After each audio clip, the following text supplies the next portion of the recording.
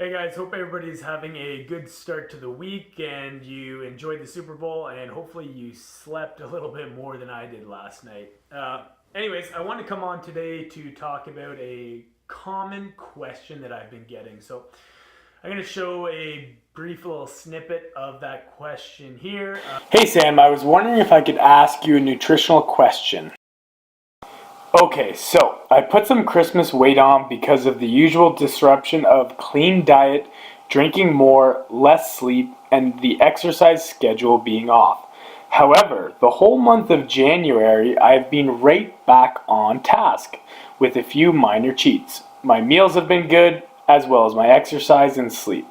My weight, however, is not budging. It is baffling me because usually, once I pull the reins in, I get back to my weight. What could the problem be?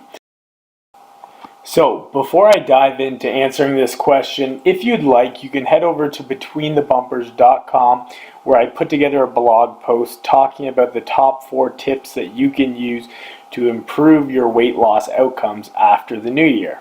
Now, again, as you can probably imagine, this is a pretty common question that we get from people, and generally it sounds something like this. Generally, when I am going through my New Year's, I have a bit of a blip in the radar during the holidays. That is my nutrition. I get a little bit off track. I eat more than I anticipated. I enjoy going out with friends a little bit more than I normally do.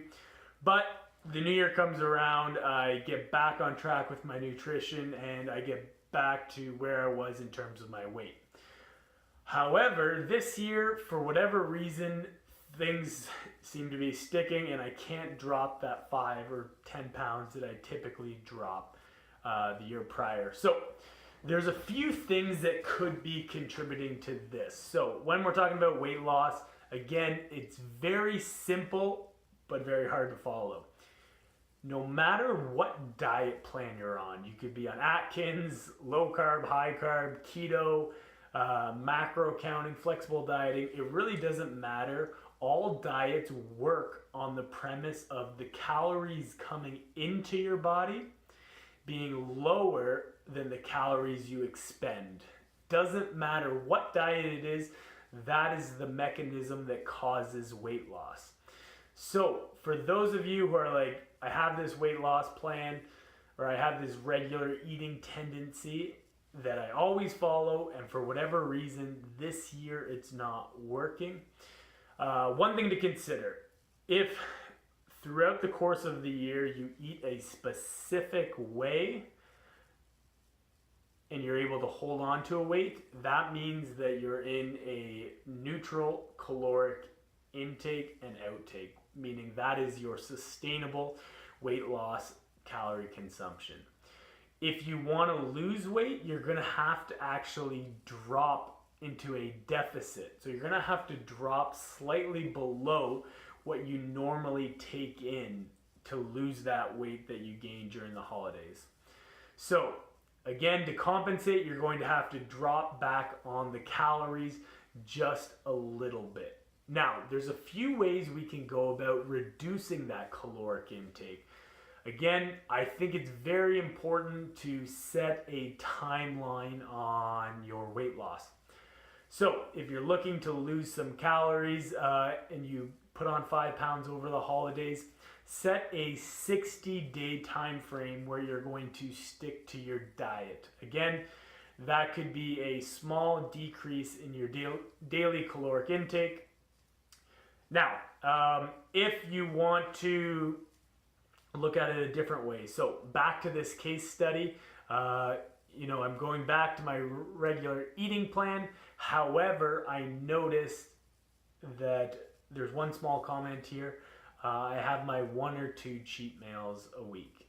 So if you're the type of person where your cheat meal is Saturday beer and wings with the buddies, maybe it's wine and cheese night with the girls, whatever it might be, and you don't want to let go of that cheat meal because it's also a social encounter. It's something that's important to you outside of the food. It's the company. It's the camaraderie.